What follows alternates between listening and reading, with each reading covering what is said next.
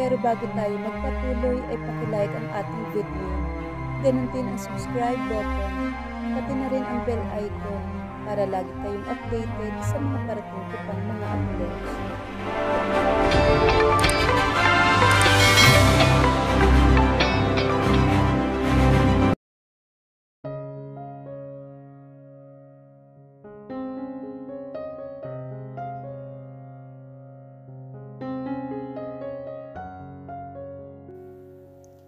Nakaupo sa isang swing si Abby sa mini playground ng likod ng bahay. Nilapitan niya ito at umupo sa katabing swing. "Can we talk?" Ani niya sa dalaga. "Oo naman." Nakagiting sagot naman ni Abby. Umupo siya sa katabing swing nito. "Anong oras ang sesyon ng ate mo bukas?" "Para sa therapy nito." 10:30. Lumingon ito sa kanya at ngumiti. "We will go back to the Philippines the day after tomorrow, Abby." Lumingon naman siya kay Abby at ngumiti dito. "Thank you, kuya." Ani ni Abby at yumakap sa kanya. Kumalas naman si Abby sa pagyakap sa kanya at ngumiti ito. "Kailangan na nating pagbayaran ang kasalanan natin kay kuya." Napabuntong hininga naman siya. "Pauwi na tayo sa Pilipinas siguro naman. Pwede mo nang sabihin sa akin kung paano na i-declare na dead ang ate mo. Bakit naniwala sila na patay na ito? At paano mo alam na ako ang kumuha sa ate mo?" "I have my ways, kuya. Kahit saan mong lupalop na daigdig dalhin si ate, mahahanap at mahahanap kita." Sagot naman ni Abby sa kanya. Sabay angat ang sulok ng labi nito. "Noong mga panahon na ako ang bantay ni ate, I put a tracker on the car. On the night of the accident, agad akong pumunta. But because I am few kilometers away, hindi ako umabot.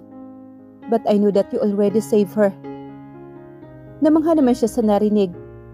Napaawang maging ang kanyang mga labi. "How did you?" "Kinuha ko ang CCTV footage kung saan kuha ang pagsabog. Nakita kong dinala mo sa ate Violet sa loob ng sasakyan. Ilang segundo bago ito sumabog." Natigilan naman siya sa narinig. Paano nalaman ng isang pulis na katulad ni Abby ang lahat ng ito? Masyado siyang matalino para maging ordinaryong pulis lang. "How about the dead body? How about the culprit? Bakit hindi mo sinabi kay Greg na nasa akin ang ate mo? Why do you let them believe that she's died?" Para sa kaligtasan ni ate, hindi titigil ang hinayupak na iyon hanggang hindi mawala si ate. Sinuyod nila ang lahat ng hospital na pwedeng pagdalhan kay ate. Mabuti na lang at itinago mo siya. At ang patay na katawan na nakita nila Felicity at Randolph ay binili lang nila sa morgue. They burned it to hide the identity and to make Felicity and Randolph believe that it was Ate Violet. Bago tayo makabalik sa Pilipinas, nasa kulungan na siya. Patong-patong ang kaso ng hinayupak ni Alejandro Crisologo na yun. Drug trafficking, multiple murder, and attempted murder. He will be rotten in jail all the rest of his life. Alam mo kung sino ang may kagagawa ng lahat ngunit nanahimik ka lang? And Alejandro Crisologo, one of Sandra's brother. Bakit hindi mo agad, kuya? Sambit nito na may diin. Kapag susugod ka ba sa giyera, magdadala ka lang ba ng isang bala? That bastard is a high-profile criminal, a son of a high government official. Even though we have an evidence, pwede nilang baliktarin iyon because they were capable of doing so." Huminga ito ng malalim at muling matamang nakatitig sa kanya. "Kaya kahit alam ko kung saan mo dinala si ate, hindi agad ako sumunod. I'll make sure na bago ako noon umalis ng Pilipinas, ay mabigyan ko siya ng hustisya. Ang nangyari kay ate, with the help of sa mga kaibigan ko, I never told Kuya Greg dahil nakapalibot sa kanya ang ilang guards niyang traidor." Tumayo ito at humarap sa kanya sabay muling ngiti. "Like what I told you, kuya. I always have my ways. Stop overthinking. Mas mabuting isipin mo kung paano mo sasaluhin ang mga kamao ni kuya at harapin ang matinding galit niya. Dahil ako, magtatago lang ako sa saya ni ate, okay na ako. Napailing naman siya. Nakapag-impake na ba kayo? We're going back to the Philippines the day after tomorrow. Napabuntong hininga siya. The masquerade ball will held on Sunday night in the hotel. I'm sure nandoon din si Greg. Let's execute the plan, Abby. Ngumiti naman si Abby at bumuntong hininga. I wanna say thank you for everything you have done for ate kuya. Gusto ko ring malaman mo na hindi ako galit sa ginawa mo. Bagkus nagpapasalamat ako dahil sa ginawa mo nakakilos ako ng maayos. Nagawa ko ang dapat gawin at nabigyan ng hustisya ang nangyari kay ate. Marahan siyang tinapik nito. Kailangan natin na humingi ng tawad para kay Kuya Greg for hiding Ate Violet. He suffered a lot in the past 5 years. We both know that how much she loves ate at ganun din si ate. And thank you dahil hindi mo pinagsamantalahan ang sitwasyon ni ate. I know how much you love her and I know how selfless that love.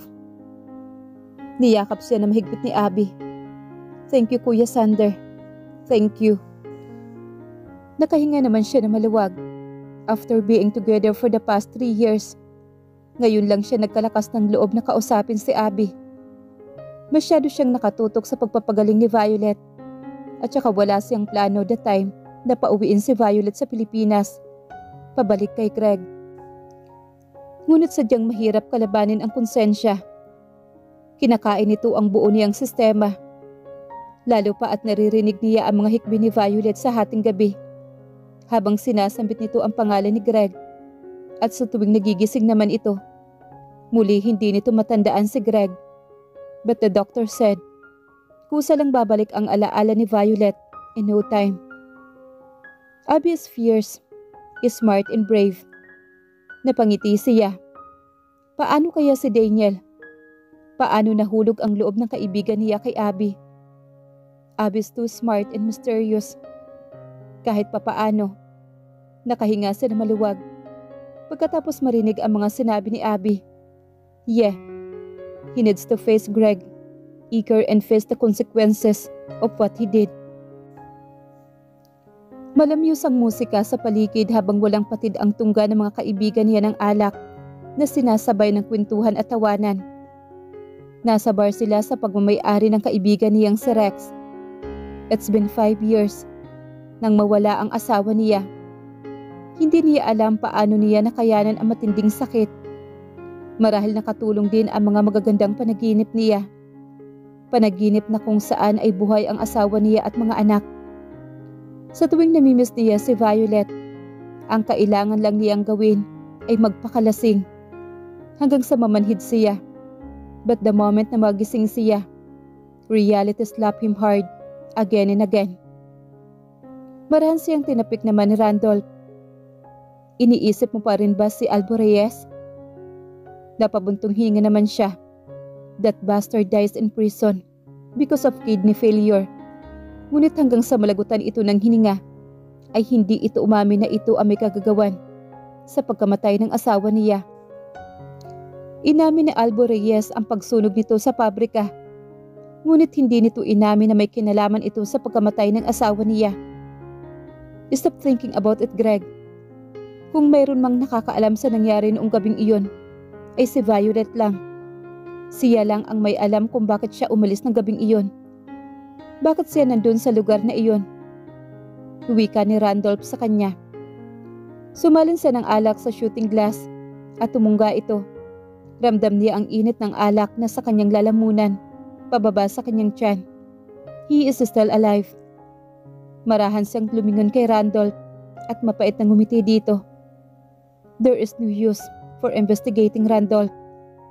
Kahit malaman ko pa kung sino ang may kagagawan, it still does not change the fact na hindi na maibabalik ang buhay ng pamilya ko. Baka maging kriminal lang ako.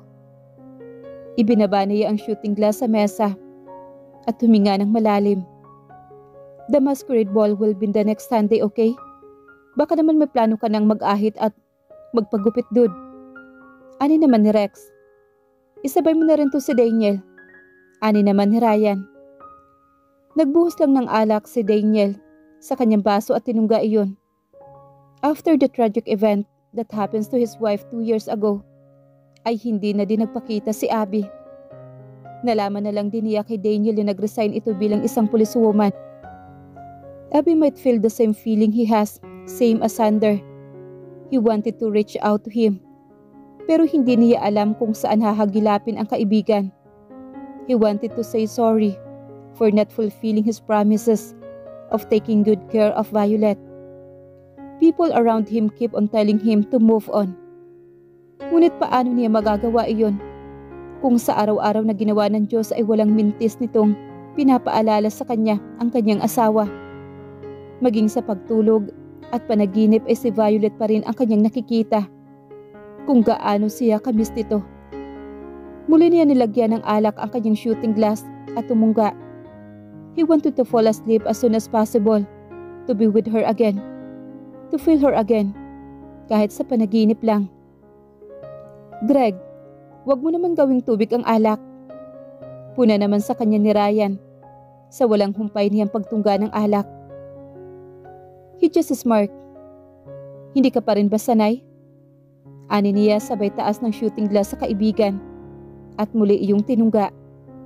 Nag-uunahan lang kayo ni Daniel oh. Ani na naman ni Randolph. Gayahin mo ngang dalawa ni Daniel. Itong si Randolph, iniwan ni Felicity sa ere pero chill pa rin. Ani naman ni Rex. Shut up Rex. Singhal naman dito ni Randolph. Nagtawanan silang lahat. 4 na babaeng sabay-sabay na lumapit sa kanila. Lumapit sa kanyang isang balingkinitang babae. Ito ay naka-mini dress na yelo. Kung sa dating Greg siguro ay agad niya itong susunggaban. But he is not the Greg he used to be. Everything changed when he met Violet. Na kahit wala na ito, the respect and his love for his wife never fade. Lumapit sa kanya ang babae at hinaplos nito siya sa balikat. Tinaas niya ang kanyang daliri at ipinakita dito ang kanyang wedding ring. Leave. Mariin niyang sabi sa babae. Sabay na tumawa naman ang mga kaibigan niya. Maging si Daniel na kanina pa ay walang kibo ay biglang natawa at nailing na lang sa kanya. Promises must be kept. Kaya kahit minsan ay hindi niya tinanggal sa daliri ang simbolo ng pagmamahalan nila ni Violet. His wedding ring. Natapos ang inuman. Hinatid siya ni Randolph sa kanyang bahay. I told you, nasa bahay ka na tumira, pero ang tigas ng ulo mo. Tumawa lang naman siya. Gusto mo talagang karirin ang pagiging tiyuhin ko ano? Don't worry about me, uncle. I already gotten used to being alone for 5 years. Ani niya sabay baling dito at ngumiti. Tigil-tigilin mo nga ako sa kakatawag mo ng uncle sa akin, Greg. Masakit sa pandinig. Reklamo naman ni Randolph. Pagkatapos magpaalam sa isa't isa ay agad na umalis si Randolph. Pumasok siya sa kabahayan. The deafening silence welcomed him. Pumipikit siya at bumuntong hininga. Sa mabibigat na hakbang ay tinungo niya ang silid nilang mag-asawa. It just been 2 days since he came back from the States. Pagdating niya sa silid ay agad niyang binagsak sa higaan ng kanyang katawan. Staring at the ceiling and smiling. Titig na titig siya sa malaking larawan na nakadikit sa kanyang kisame. Hi sweetheart, I miss you. Visit me again in my dreams. Please, please sweetheart. Bulong niya rito. Malamyos na musika ang pumailang lang sa buong function hall ng Villarreal Hotel. He doesn't want to attend this ball. Ngunit sa sinabi ni Rex na dumating na si Sander, ay agad siya nagdesisyon na dumalo. Nagpakawala siya ng isang malalim na buntong hininga bago tuluyang pumasok sa loob ng function hall. Nakatutok sa kanya ang mga kamera at kasabay ng pagkislap ng mga ito. Some reporters attempt to get closer to him, ngunit umiwas siya. Pinakaayaw niya ang media. Ang mga taong ito ay mahilig magchismis tungkol sa buhay ng ibang tao at magkalat ng maling impormasyon. Iniiwasan niya ang media hanggat maaari. Lahat ng kababaihan ay nagpapatalbugan sa suot ng mga gown, habang nakasuot naman ang mga ito ng maskara. If Violet is still alive, he is pretty much sure that his wife will be the most beautiful and sexiest woman tonight. Napailing siya sabay palingalinga sa kanyang paligid, looking for his friends. Nakita niyang kumaway sa kanya si Ryan. Agad siyang lumapit sa mga ito. He was surprised after seeing Abby. Hawak nito ang mask at hindi nito iyon sinuot. Nakatayo ito sa tabi ni Ryan. Agad siyang lumapit dito at niyakap ito na mahigpit. Abby, sambit niya sa pangalan nito. Hindi niya alam kung ano ang sasabihin kay Abby sa oras na iyon. Hihingi ba siya ng tawad? His emotion is overwhelming. Hindi niya alam kung paano i-approach ang pinsan ng asawa niya.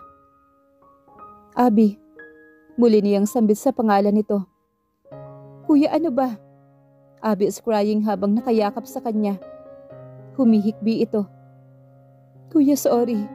Sorry, kuya. I'm so sorry. Paulit-ulit na sambit nito habang yumayakap sa kanya na mahigpit. Kumalas siya sa pagkakayakap sa pinsan ng asawa niya habang nakayuko ito at sumisigok. Abby, stop. Inangat niya ang mukha nito at pinunasan ng daliri ang mukha ni Abby. Ako dapat ang humingi ng tawad, Abby. Kuya, wala kang dapat ihingi ng tawad. Wala, kuya. Ani nito sa kanya. Masaya siyang nakita ulit niya si Abby at makahingi ng tawad sa nangyari kay Violet. Alam niya na hindi ito dumalo sa libing ng ate nito. He can't blame her either. Kung siya nga hindi siya dumalo at hindi sinilip ang sunog na bangkay ng asawa niya, ito pa kaya? Abby put on her mask. Isayaw mo ako, kuya. Ani nito at hinila siya. Nagpatiano naman siya kay Abby hanggang sa makasalubong nila si Daniel. Pinakaramdaman niya ang dalawa. Daniel stared at him at tila sinisino nito ang babaeng humila sa kanya. Kinindatan naman niya ito at nginitian. Magsuot ka ng mask, baka ma-issue ka na naman. Ani nito sa kanya, sabay hampas ng isang mask sa kanyang dibdib bago ito umalis. Umabot sa pandinig niya ang malalim na buntong hininga ni Abby. Muli siya nitong hinila papunta sa gitna ng bulwagan. Abby is wearing a mint green gown at ang dating maikli nitong buhok ay humaba na like her ate Violet. Marahil naman na ng mga ito sa kanilang kambal na ina. Placing her left palm, Abby's hips, and holding her right hand in the air, ay nagsimula silang umindak sa saliw ng tugtuging waltz. Medyo nagulat siya. Magaling si Abby. Memoryado nito ang bawat kilos habang umiindak. Ilang minuto lang ang lumipas. Biglang tumigil si Abby. Kuya, hintayin mo ako dito ha. Pupunta lang ako sa washroom. Babalik agad ako. Dito? Takang tanong naman niya sa dalaga. Tumango lang naman si Abby. Abby left. Nagtataka man ay hinintay niya ito. Ilang minuto ang lumipas ay hindi bumalik si Abby. He decided to go back kung nasaan ang mga kaibigan niya. The moment he turns his back, isang babaeng naka-cream color tube gown ang nahagip ng kanyang paningin. Nanatili siya sa kanyang kinatatayuan habang titig na titig sa naka-side view na babae. The woman doesn't have any mask on her face, kaya kitang-kita niya ang kalahating mukha nito. His heart suddenly beats fast. Naghuhurmentado ang tibok ng puso niya habang panay ang kanyang lunok. Iisang babae lamang ang nagpapatibok sa puso niya. Si Violet, ang asawa niya. Si Violet lang ang tanging babae na may kakayahang baliwin ang tibok ng puso niya. Hindi siya makagalaw at tila habol niya ang kanyang paghinga. Ang oras ay tila biglang tumigil nang bigla itong humarap sa kinaroroonan niya. Violet? Violet? Paulit-ulit na usal niya.